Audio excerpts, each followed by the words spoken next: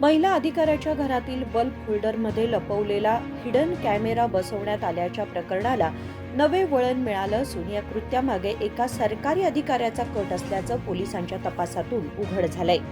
व्यावसायिक वैरातून महिला अधिकाऱ्याची बदनामी करण्याच्या उद्देशाने हिडन कॅमेरे बसवण्याचा कट रचण्यात आला होता, अशी माहिती पोलिसांनी दिली.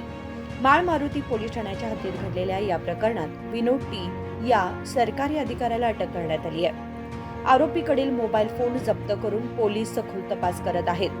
महिला अधिकाऱ्याला बदनाम करण्यासाठी बनावट पत्रकारांचा वापर करून ब्लॅकमेल करण्याचा प्रयत्न करण्यात आला होता.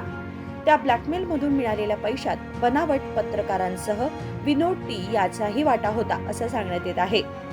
महिला अधिकाऱ्याच्या खाजगी दृश्यांचं चित्रीकरण करण्याच्या उद्देशाने घरातील बल्ब होल्डरमध्ये एकूण 8 हिडन कॅमेरे बसवण्यात आले होते. याच महिला अधिकाऱ्यामुळे विनोदची बदली झाली होती. त्याचा राग धरून सूड उगवण्यासाठी त्याने हा अयोग्य मार्ग अवलंबल्याचं तपासातून समोर आलंय. हिडन कॅमेऱ्यांद्वारे व्हिडिओ चित्रीकरण करून त्याचा गैरवापर करण्याचा संपूर्ण कट पोलिसांच्या तपासात उघड झालाय. या प्रकरणात आतापर्यंत 3 आरोपींना अटक करण्यात आली असून आता महिला अधिकाऱ्याच्या कार्यालयातील आणखी एका अधिकाऱ्यालाही ताब्यात घेण्यात आले.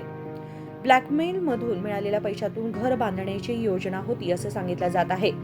अखेर पोलिसांच्या जाळ्यात अडकलेल्या विनोद टी याला न्यायालयात हजर करून न्यायाधीशांच्या आदेशानुसार कारागृहात पाठवण्यात आले.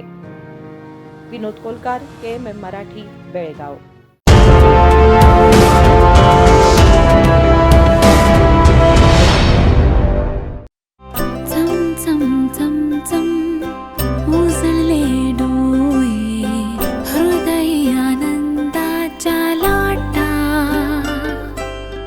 शुभ क्षण आले, क्षण प्रेमळ है, रेशमात गुंफून सोनेरी.